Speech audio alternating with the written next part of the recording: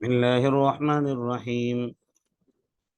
وما ينظر هؤلاء إلا صيحة واحدة ما لها من فواق. وقالوا ربنا عجل لنا قطنا قبل يوم الحساب. اصبر على ما يقولون واذكر عبدنا داود ذا الأيد إنه أواب. صدق الله العظيم.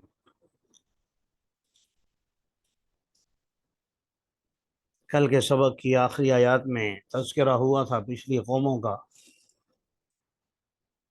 قوم عاد، قوم سمود، قوم فرعون، قوم نوح، اصحاب الایکہ وغیرہ وغیرہ، جتنی بھی قومیں گزری. فرمایا ان کل الا کذب الرسل فحق عقاب. ان تمام نے رسولوں کو جھٹلایا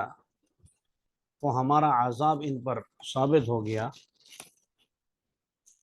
اور اللہ کی ناراضگی ان پر لازم ہو گئی. آج کے سبق کے آغاز میں ہی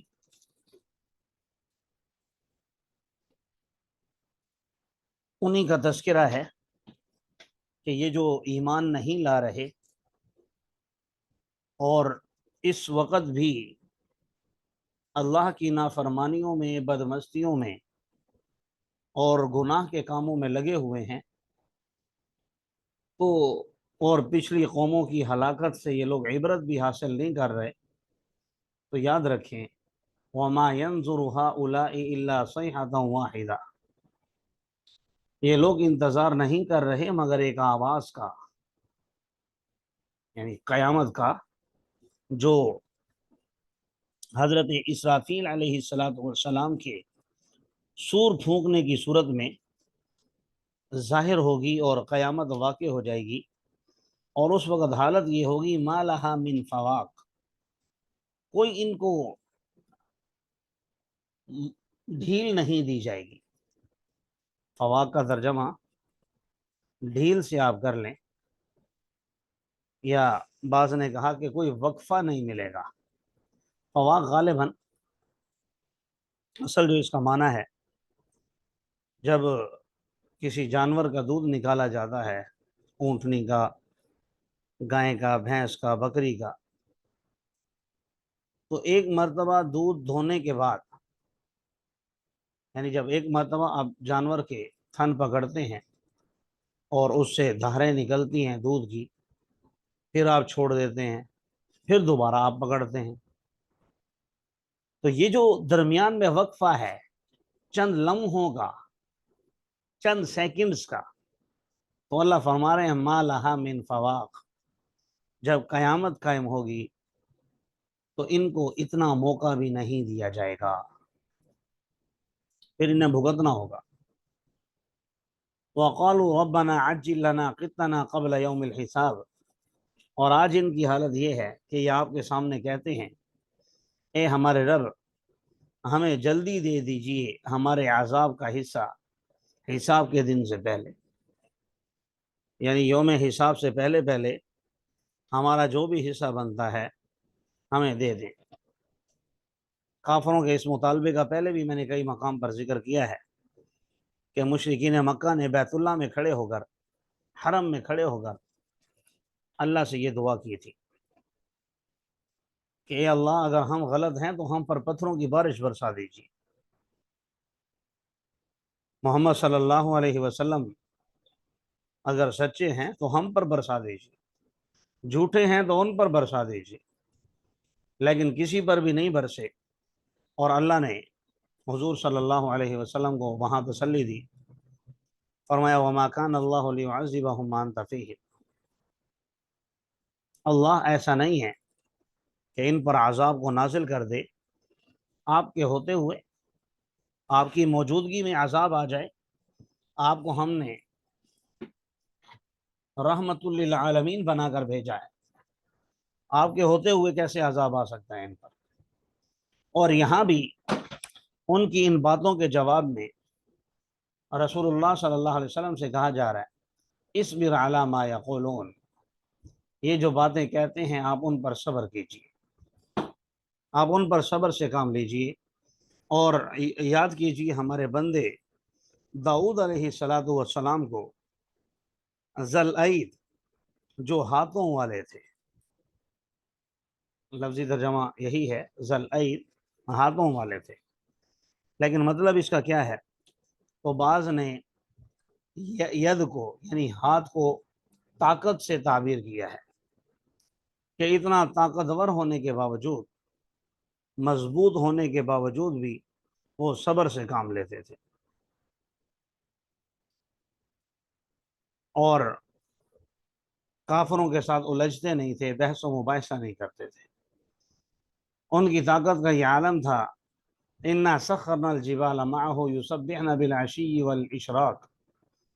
یقیناً ہم نے پہاڑوں کو اس کے لیے مسخر کر دیا تھا، وہ تسبیح بیان کرتے تھے صبح و شام، اللہ کی تسبیح بیان کرتے تھے صبح و شام، بالعشی والاشراق، عشی سے مراد شام کا وقت، اشراق سے مراد اشراق کا وقت یعنی صبح کے وقت۔ اور صرف پہاڑ نہیں، والطیر محشورا، اور پرندے بھی اکٹھے کیے ہوئے، پرندے بھی جم گٹھے بنا کر اکٹھے ہو کر حضرت داؤد علیہ السلام کے ساتھ رب کی تسبیح بیان کیا کرتے تھے۔ اور کل اللہ اواب، ان یہ تمام کے تمام پہاڑ بھی، پرندے بھی، اور حضرت داؤد علیہ السلام بھی، اور ان کے سارے خاندان والے بھی، یہ سب کے سب اللہ کی طرف رجوع کرنے والے تھے۔ حضرت داؤد علیہ السلام کے بارے میں پہلے بھی آپ پڑھ چکے ہیں کہ حضرت سلیمان علیہ السلام کو بھی اللہ نے بادشاہت عطا فرمائی، جو قیامت تک اور کسی کو عطا نہیں فرمائیں گے، ایسی بادشاہت تھی، نہ پہلے کسی کو نہیں دی نہ بعد میں دیں گے۔ اور حضرت داؤد علیہ السلام کو بھی اللہ تعالیٰ نے بہت کچھ عطا فرمایا، جن میں سے ایک آپ کی خوبصورت آواز تھی، جس کا یہاں ذکر ہو رہا ہے۔ آپ کو خوبصورت آواز عطا کی تھی، اتنی خوبصورت کہ جب آپ زبور کی تلاوت کیا کرتے تھے تو پہاڑ بھی آپ کے ساتھ گنگناتے تھے، اور ایسے نہیں جیسے آج کل بعض لوگوں نے ان آیات کو غلط کرنے کے لیے یا اپنی سمجھ کے مطابق صحیح کرنے کے لیے، بعض لوگوں کو جب دین سمجھ میں نہیں آتا تو وہ تعویلات کرتے ہیں، تو اپنی سمجھ کے مطابق صحیح کرنے کے لیے کہا کہ یہ باز گش کی آواز تھی۔ باز گش کا مطلب ہوتا ہے جیسے پہاڑ کے پاس کوئی بھی جا کر اونچا بولے تو آواز ٹکرا کر واپس آئے گی، تو کہا کہ حضرت داؤد علیہ السلام کے ساتھ یہ معاملہ تھا، حالانکہ یہ معاملہ نہیں تھا۔ اگر یہ معاملہ ہوتا تو یہ ظاہر ہے پھر آپ کی خصوصیت تو نہ ہوئی، وہ تو ہر ایک کے ساتھ ہے۔ خصوصیت تو یہ ہے کہ حضرت داؤد علیہ السلام کے لیے واقعتاً پہاڑ کلام کیا کرتے تھے، اور جو رب اتنی طاقت رکھتا ہے، اتنی طاقت رکھتا ہے کہ پانی کے ایک غلیظ قطرے سے انسان کو پیدا کرتا ہے، اور یہ شجر و حجر اور یہ بر و بحر اور یہ آسمان اور زمین اور یہ سورج چاند ستارے اور پتہ نہیں کتنے عالم چلا رہا ہے، تو اس کے لیے پہاڑوں کو قوت گویائی دینا کوئی مشکل کام نہیں، اللہ کے لیے کیا مشکل۔ فرمایا کل اللہ اواب، تمام کے تمام اس کی طرف رجوع کرنے والے تھے۔ وشددنا ملکہ وآتیناہ الحکمہ وفصل الخطاب، اور ہم نے ان کی بادشاہت کو مضبوط کر دیا، اور ہم نے داؤد علیہ السلام کو اپنی طرف سے حکمت بھی عطا کی، وفصل الخطاب، اور فیصلہ کرنے کا انداز بھی سکھایا، یعنی کہیں فیصلہ کرنا ہے تو کس طریقے سے کرنا ہے، وہ بھی ہم نے آپ کو فیصلہ کرنے کا طریقہ بھی سکھایا۔ تو فیصلہ کرنے کا طریقہ سکھانے کے باوجود آگے جو واقعہ بیان فرما رہے ہیں اللہ تبارک و تعالی، اس میں حضرت داؤد علیہ السلام کی آپ مسٹیک کہیں اجتہادی خطا کہیں جس پر اللہ کی طرف سے اجر ملتا ہے، یا ایک معاملے میں تھوڑا سا جلد بازی کر لینا، حالانکہ یہ کوئی حرام یا ناجائز نہیں، لیکن پیغمبر کے لیے بہرحال بڑی بات ہے، تو اس کا ذکر فرمایا۔ اور بتانا یہ مقصود ہے کہ دیکھو بھائی، جتنے بھی انسان بڑا ہو جائے، کتنا ہی طاقتور ہو جائے، انسان بہرحال انسان ہوتا ہے، اور انسان خطا کا پتلا ہے، اور اللہ کے برابر یا اللہ کو چیلنج کرنا یقیناً یہ بہت خطرناک بات ہے۔ واقعہ دیکھیے، انشاءاللہ آپ کو بات سمجھ میں آئے گی۔ وَهَلْ أَتَاكَ نَبَأُ الْخَصْمِ إِذْ تَسَوَّرُوا الْمِحْرَابَ، فرمایا کیا آپ کے پاس پہنچی جھگڑنے والوں کی خبر؟ کیا آپ کے پاس پہنچی ہے جھگڑنے والوں کی خبر؟ اِذْ تَسَوَّرُوا الْمِحْرَابَ، جب وہ تصور کا دیوار پھلانگ کر کہیں داخل ہونا، جب وہ دیوار پھلانگ کر محراب میں داخل ہوئے، محراب سے مراد وہ عبادت گاہ، وہ مسجد، وہ جگہ جہاں حضرت داؤد علیہ السلام عبادت کیا کرتے تھے۔ اچھا، یہاں میں ایک اور بھی وضاحت کرتا چلوں کہ حضرت داؤد علیہ السلام سے کوئی لغزش ہوئی، جس کو میں نے مسٹیک سے تعبیر کیا، کوئی لغزش وغیرہ ہوئی، خطا ہوئی، اللہ تبارک و تعالیٰ نے اس پر تنبیہ کرنے کے لیے ان دو آدمیوں کو بھیجا، جن کا آگے واقعہ بیان ہو رہا ہے، میں ابھی ترجمہ کر دیتا ہوں۔ ایک نے کہا کہ بھائی میرے پاس 99 دمبیاں ہیں، یا دمبی کے آسانی کے لیے آپ بکری کہہ لیں۔ ایک نے کہا کہ میرے پاس 99 ہیں، دوسرے نے کہا کہ میرے پاس ایک ہے۔ اب جس کے پاس ایک ہے وہ کہنے لگا کہ میرا یہ جو دوست ہے یا جاننے والا، یہ مجھ سے ایک بھی لینے کی زبردستی کر رہا ہے کہ مجھے دے دو۔ تو حضرت داؤد علیہ السلام نے فوراً کہا کہ بھائی اس نے تو آپ سے مانگ کر بہت برا کیا ہے، اس نے ظلم کیا ہے، اس کو ایسا نہیں کرنا چاہیے۔ پھر فوراً آپ کو خیال ہوا کہ ہو سکتا ہے مجھے آزمایا جا رہا ہو، تو آپ نے فوراً استغفار کیا اور سجدے میں گر گئے۔ یہاں اگرچہ مفسرین نے مختلف تفصیلات لکھی ہیں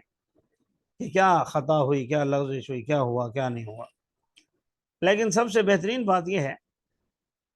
اچھا یہاں بہت سے لوگوں نے غلط واقعات بھی گھڑے ہوئے ہیں، وہ تو قابل بیان بھی نہیں ہیں، لہٰذا میں عرض بھی نہیں کرتا۔ البتہ میں یہ کہوں گا،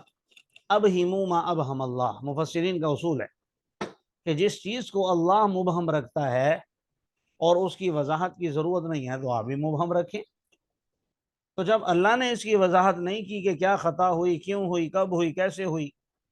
تو ہمیں اس چکر میں پڑنے کی ضرورت نہیں۔ ہاں، جو ہمیں اس سے سبق حاصل ہوتا ہے واقعے سے، ہمیں وہ سیکھنا چاہیے، اور اصل یہ ہے کہ اس پر عمل کرنا چاہیے۔ جی، وَهَلْ أَتَاكَ نَبَأُ الْخَصْمِ، کیا آپ کے پاس پہنچی جھگڑنے والوں کی خبر، جب وہ دیوار پھلانگ کر عبادت گاہ میں داخل ہوئے۔ جب وہ داخل ہوئے داؤد علیہ السلام پر، تو وہ ان کے آنے پر گھبرا گئے، کیونکہ ان کے ذہن میں آیا کہ بھئی اتنی بڑی بڑی دیواریں پھلانگ کر آنا یہ انسان کا کام نہیں ہے، یہ تو کوئی اور مخلوق ہے، اور بعض حضرات نے لکھا ہے کہ یہ فرشتے تھے آنے والے۔ اور دوسرا ان کے ذہن میں یہ خیال بھی آیا کہ جو دیوار پھلانگ کر آیا ہے ظاہر ہے کسی اچھے ارادے سے نہیں آیا ہوگا، تو وہ کہنے لگے لا تخف، خوف مت کیجیے، خصمان بغا بعضنا علی بعض، ہم دو جھگڑنے والے ہیں، ہمارا آپس میں جھگڑا ہو گیا ہے، اور ہمارے بعض یعنی ہم ایک دوسرے پر زیادتی کر رہے ہیں، تو آپ ہمارے درمیان حق کے ساتھ فیصلہ فرما دیجئے، وَلَا تُشْطِطْ وَاهْدِنَا إِلَى صِرَاطٍ سَوَاءِ الصِّرَاطِ، اور آپ ہم پر زیادتی نہ کیجیے، بے انصافی نہ کیجیے، اور صراط مستقیم کی طرف ہماری رہنمائی کر دیجیے۔ اچھا جی، مسئلہ کیا ہے؟ فرمایا مسئلہ یہ ہے کہ یہ میرا بھائی ہے، اس کے پاس 99 دمبیاں ہیں اور میرے پاس ایک ہے، اور یہ کہتا ہے اکفل نیہا، یہ اس ایک کو میرے حوالے کر دو، وعزنی فی الخطاب، اور بات کرنے میں زبردستی بھی کر رہا ہے، یعنی زبردستی مجھ سے لینا چاہتا ہے۔ تو حضرت داؤد علیہ السلام نے فوراً کہا کہ تمہاری دمبی کا سوال کر کے اپنی دمبی سے ملانے کے لیے اس نے ظلم کیا ہے۔ اور اکثر شریک ایسے ہوتے ہیں کہ ایک دوسرے پر ظلم کرتے ہیں، مگر وہ لوگ جو ایمان لائے، نیک اعمال کیے، وقلیل ما ہم، لیکن ایسے بہت کم ہیں۔ پھر حضرت داؤد علیہ السلام کو احساس ہوا انما فتناہ، کہ ہم نے ان کو آزمایا ہے، تو فوراً ہی اپنے رب کے سامنے استغفار کرنے لگے اور سجدے میں گر گئے، وہ اناب، اور اللہ کی طرف رجوع کیا۔ تو اللہ تعالیٰ فرما رہے ہیں فغفرنا لہ ذلک، تو ہم نے ان کو معاف کر دیا، یقیناً ان کے لیے ہمارے ہاں لزلفیٰ و حسن مآب، ایک مقام اور مرتبہ ہے اور اچھا ٹھکانہ ہے۔ اے داؤد، ہم نے آپ کو زمین میں خلیفہ بنا دیا ہے، فاحکم بین الناس بالحق، آپ لوگوں کے درمیان انصاف کے ساتھ فیصلہ کیجیے، ولا تتبع الہویٰ، فیصلہ کرتے ہوئے خواہشات کی اتباع نہ کیجیے، اگر آپ ایسا کریں گے فیضلک عن سبیل اللہ، تو اللہ کے راستے سے گمراہ ہو جائیں گے۔ یقیناً وہ لوگ جو اللہ کے راستے سے گمراہ ہو جاتے ہیں ان کے لیے سخت عذاب ہے، اس وجہ سے کہ انہوں نے حساب کے دن کو بھلا دیا ہے۔ تو اس واقعے میں ہمارے لیے سبق یہ ہے کہ اگر ہم کسی کے ساتھ شرکت کا معاملہ کرتے ہیں تو ہم کم از کم اس پر ظلم نہ کریں، اس کے ساتھ زیادتی نہ کریں۔